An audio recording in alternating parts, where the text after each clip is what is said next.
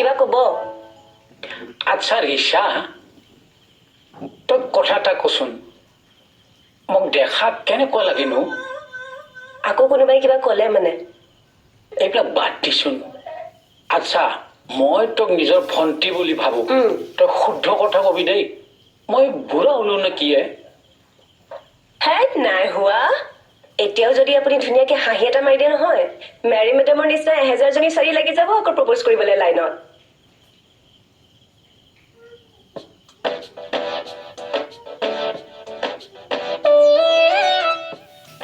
ই মোক ভালকে কৈ গেল না ঠাট্টা মাৰি গেলে, ঘণ্টা ভালকে ধৰবই নৰি নহয়।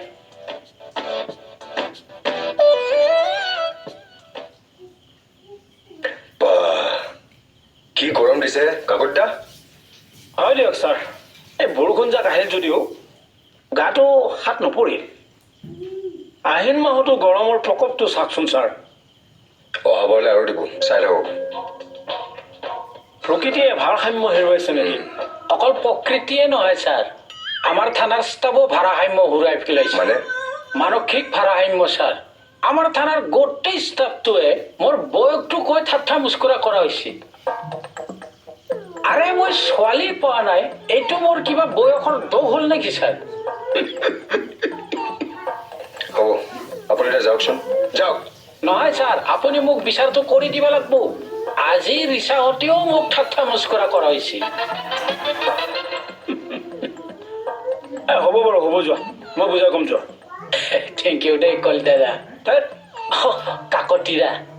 আচ্ছা, আপোনাৰ বয়স হৈছে হিচাপে মই কথা এটা সোধো, এই গৰমটো যোৱাৰ পিছত কোনটো মাহত বিয়া কৰিলে সুবিধা বেছি হ'ব? হৰি, আপুনি বৰুৱাক খবৰ এটা কৰক, মানুহটো বিচাৰি পালেনে নাই? হয় ছাৰ।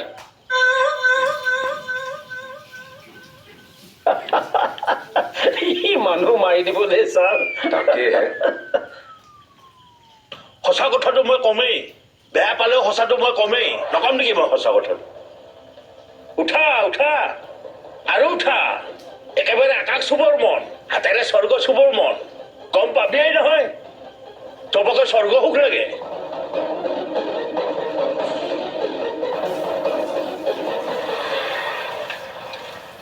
উঠা উঠা আৰু উঠা, অহা বছৰে যে 50 ক্ৰছ নকৰে, ময়ো নাম সলাই দিম।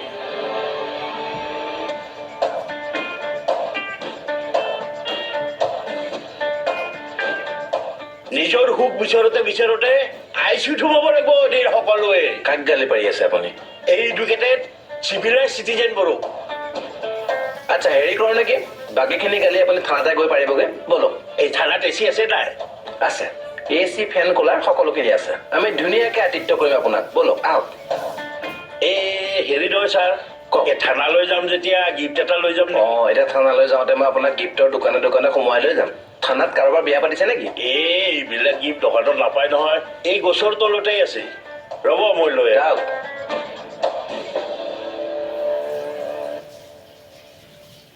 বৰ বিয়াহত আছিল যেন পাইছো। চাহি গিলাচ মাৰি দিলে। কেনেকুৱা আছে সোৱাদটো? কি চুপাৰ বনাইছো নিজৰ এনেকুৱা চৰবত মই জীৱনত খাই পোৱা নাই।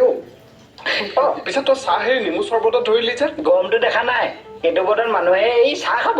হয় মই এই মুকুতা দাক নেমু চৰবতৰ বিজনেছৰ আইডিয়াটো মগজত ভৰাই দি আজিৰ পৰা এইটো ধৰিলোগে আহো। কেনেকুৱা হ'লে আইডিয়াটো? এই চুপাৰ চুপাৰ। মাত্ৰ তই এটা কাম কৰিবি, ভাল শিকলি এডাল মূৰত বান্ধি কৰঙনৰ চুকত তলা এটা মাৰি থৈ দিবি। কিয়? হেই ইমান ধুনীয়া ধুনীয়া আইডিয়া দিয়, এইবোৰ আমেৰিকাই গম পালে মূৰডাল ছিঙি লৈ নাযাব। থেংক ইউ দেই, 40 টকাটো দিয়ক। কিহৰ পইচা? কিয়, চাইকেলত যে মাৰিলে 10 টকাকে। ইনচে মিলিয়ে, তাৰমানে তই কোটিপতি হবিয়ে মানে। আশীৰ্বাদ কৰিব ককাইদেউ। যা, এইটো লৈ যা, ডাষ্টবিনত পেলাবি। বস্তুটাক কবি মোৰ 40 টকাটো বস্তুদা? কোন বস্তুদা? আমাৰ পুলিচটোক চিনি নাপাওঁ নেকি? বুঢ়া পুলিচটো কিয় দিব তেওঁ? তেওঁ ৰাতিপুৱাৰ পৰা লাগি আছে মোক হেনো নেমু চৰবত খুৱাব। তই এতিয়া গৈ কবি ৰাকেশ দাক নেমু চৰবত খোৱালো, খালে, ভাল পাইছে, এতিয়া 40 টকাটো দিয়ক দেই। বস্তুদাটো কোন?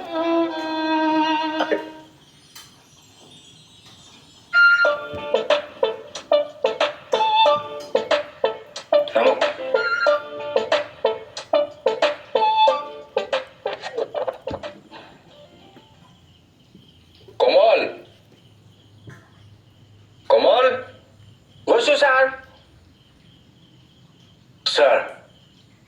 পুলিচ কোন আছে চাই দিয়াচোন ছাৰ মোকে কওকচোন কি কাম তুমি এইটো নোৱাৰিবা লেডি পুলিচ কোন আছে চাই দিয়া এনেকুৱা কাম নে ছাৰ মই নোৱাৰো লেডিজ পুলিচে পাৰে তোমাক যিটো কৈছো সেইটো কৰাচোন ইমান পাৱাৰলেছ নে মোৰ ছাৰ এইবাৰ কিবা কেছ টেছ হ'লে অপাৰেশ্যনত ইয়াকো পঠাব দেই এই চুৰ ধৰিব নোৱাৰা দুখত বৰ মন মাৰি থাকে ই চান্স পালেহে পঠাব কাকতি দিয়া তাক পঠোৱা সময়ত নাপাওঁৱে দেখোন মানুহটো কোন তলকত ঘৰ গুচি যায় গমেই নাপাওঁ নক'ব ছাৰ নতুনকৈ সংসাৰ কৰিছে নহয় হৰি আৰে গেটৰ মুখত দুজোপা নাহৰ বা বকুলটো লগাই থব পাৰে তাকে ভিতৰতে বলকচোন বকুল ৰুৱে নাহৰ ৰুৱে ইউক্লিপটাছ ৰুৱে ৰুবগৈ পাৰিব এই সেইখিনি তাচ মই নলগাও দেই মই লগালে থলুৱা গছ লগাম আহকচোন বাৰু ছেত্ৰী ছাৰ এই পাৰ্লাৰখনলৈ যাব লাগিব হা হা thank you so' much sir আৰে থেংক ইউ আকৌ কিয় দিছা নহয় ছাৰ মোৰ বিৰাট ভাল লাগিছে ডিউটিৰ মাজত যে আপুনি মোক পাৰ্লাৰ যাবলৈ দিছে এ ভগৱান ঐ চামা ঐ তই কি কৈ আছ এইবিলাক নহয় কৃপাদা এইটো ৰ'দত কিমান মানুহৰ ছানবাৰ্ণ হৈছে জানে মোৰো হৈছে চাওকচোন ছাৰে যে মোৰ কথাটো বুজি পাই মোক পাৰ্লাৰ যাবলৈ দিছে thank you once again sir ইনভেষ্টিগেশ্যনত পঠাইছো তোমাক অ' ফোনত কিছুমান ইলিগেল কাম হৈ আছে বুলি শুনিবলৈ পাইছো তুমি আৰু তৰমাই গৈ অলপ সোধপোছ কৰি আহাগে তৰাবা না নহয় ছাৰ ঘৰলৈ গ'লগে কিয় ছাৰ ৰ'দত ডিউটি কৰিলে গৰমত হিট ষ্ট্ৰক হ'ব পাৰে বুলি বীৰদাই ভয় খুৱাই দিলে সেইকাৰণে তেওঁ ঘৰলৈ গুচি গ'ল ক'ত আছে মাতাচোন তাক এয়া ছাৰ সেইজন ভয়তে ৰাতিপুৱাই পলাল যাওঁতে অৱশ্যে মোকো মাত দি গৈছে কৃপাদা আহোঁ দেই কি যে হ'ব নহয় ইহঁতৰ লগত ঠিক আছে কুমকুমক লৈ যোৱা আহক কাইলৈ মজা চবৰে উলিয়াই আছো মই ছাৰ তেনেহ'লে যোৱাটো কেঞ্চেল একো কেঞ্চেল নহয় সিং ৰাউণ্ডত গৈছে সি অহাৰ পিছত যাব লাগিব এতিয়া যোৱা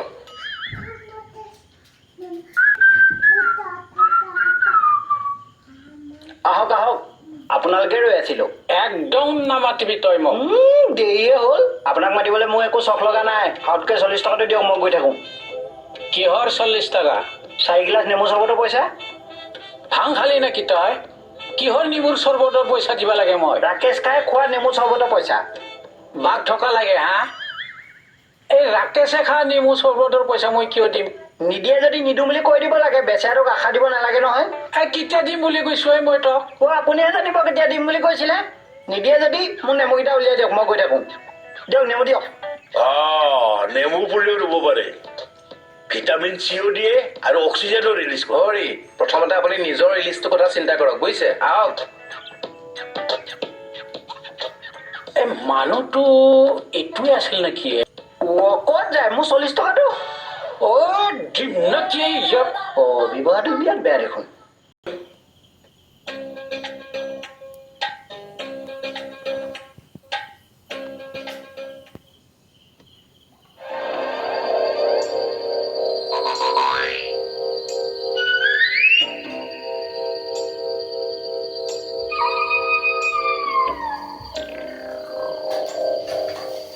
আৰে আৰে দাদা এচি কেলে অফ কৰিছে আপুনি হৰি মই মানে বহি থাকক কিছু নহওক আহক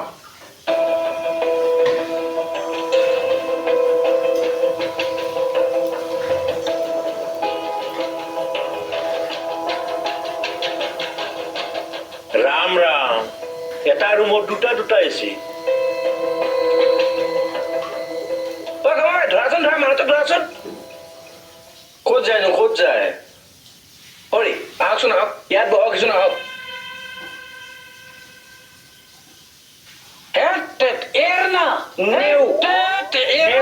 চবতে পইচা নিদিয়ালৈকে নেৰো ছাৰক কৈ দিম কিন্তু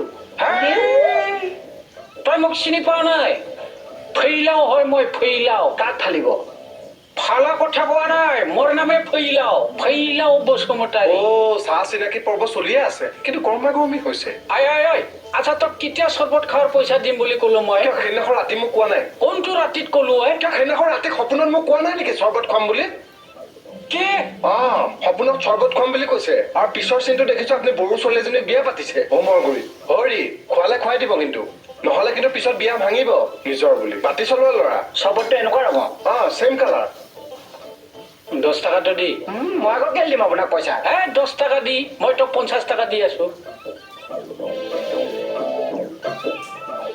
এয়া 5 টকা 2 টকা 2 টকা 4 টকা একে 10 টকা দিয়ক এই 50 দেহি আরে এচিটো বন্ধ করবো দিও এতিয়া ৰখি থাককচোন আপুনি এচিটো বন্ধ কৰবো দিও আপুনি কথা ক'লে কিয় নুশুনে বাৰু দাদা আপুনি মনে মনে বহি থাককচোন এইজনে নেকি বৰুৱা হয় ছাৰ এইজনে চাওকচোন ছাৰ মোক এনে এনে ৰখাই দিছে এনে ৰখাই থোৱা নাই এই এপাৰ্টমেণ্ট এটা সন্মুখত ৰখি গালি পাৰি আছে আৰু এতিয়া যদি এৰি দিওঁ গৈ এচিটো বন্ধ কৰি দিয়ে আচ্ছা আপুনি কি কাৰণত মানুহৰ ঘৰে ঘৰে গৈ এচিবোৰ অফ কৰি আছিলে কওকচোন ডকাইতি কেছত পৰিব লাগিলে জেলত সোমাব লাগিব গম পাইনে নাই হ'ব ছাৰ একো আপত্তি নাই ভিতৰতে হওক বাহিৰতে হওক মৰিবতো লাগিবই সোনকালে মানে এইটো গতিত হলে আমি আৰু কিমান বছৰ জীয়াই থাকিম বৰ বেছি 2 বছৰ 2 বছৰ পিছত এনেও মানৱ সভ্যতা নোহোৱা হৈ যাব